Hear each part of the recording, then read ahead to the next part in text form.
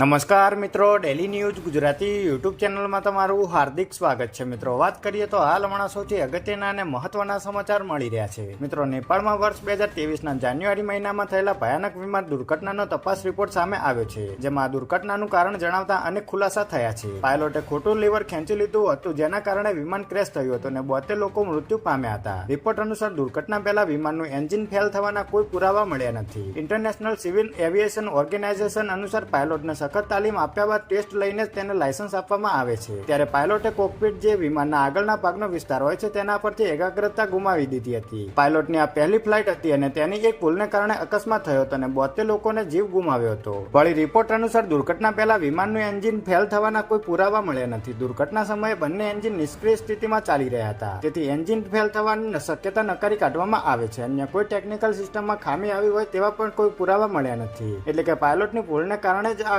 અકસ્માત થયો હતો.